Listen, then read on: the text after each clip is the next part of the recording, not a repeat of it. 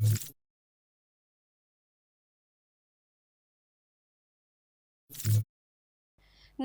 હું છું પ્રિયા અને તમે જોઈ રહ્યા છો જનતા કી જાણકારી ન્યૂઝ।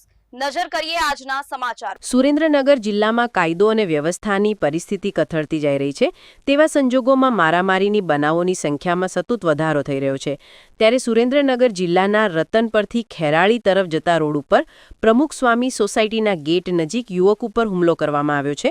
ગણેશ દાદરેચા નામના યુવક ઉપર હુમલો કરવામાં આવતા યુવકને ગંભીર રીતે ઈજાઓ પહોંચતા મેડિકલ કોલેજમાં સારવાર માટે ખસેડવામાં આવ્યો છે।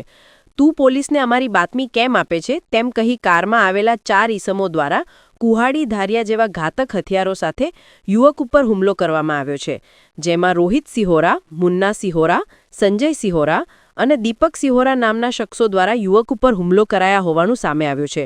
હુમલાની ઘટના બાદ જોરાવરનગર પોલીસ ઘટના સ્થળે દોડી ગઈ હતી અને સમગ્ર મામલે તપાસ શરૂ કરવામાં આવી હતી। યુવકને હાલ ગંભીર ઈજાઓ પહોંચતા મેડિકલ કોલેજ ખાતે સારવાર માટે દાખલ કરવામાં આવ્યો છે। યુવક સાથે રહેલા અન્ય સાહેબ યુવકને પણ ગંભીર ગાળો આપી અને જાનથી મારી નાખવાની 4 ઈસમો દ્વારા ધમકી આપવામાં આવી છે। ત્યારે રોહિત સિહોરા, મુન્ના સિહોરા, સંજય સિહોરા અને દીપક સિહોરા સામે ગુનો દાખલ કરી અને તેમની શોધખોળ જોરાવરનગર પોલીસ દ્વારા શરૂ કરવામાં આવી છે। ઘટનાને લઈ અને યુવકના પરિવારમાં પણ રોષ જોવા મળી રહ્યો છે। પોલીસને બાતમી આપતા હોવાના શંકાના પગલે હુમલો કરાયા હોવાનું પણ સામે આવ્યું છે। હવે તપાસનો ધમધમાટ શરૂ કરવામાં આવ્યો છે।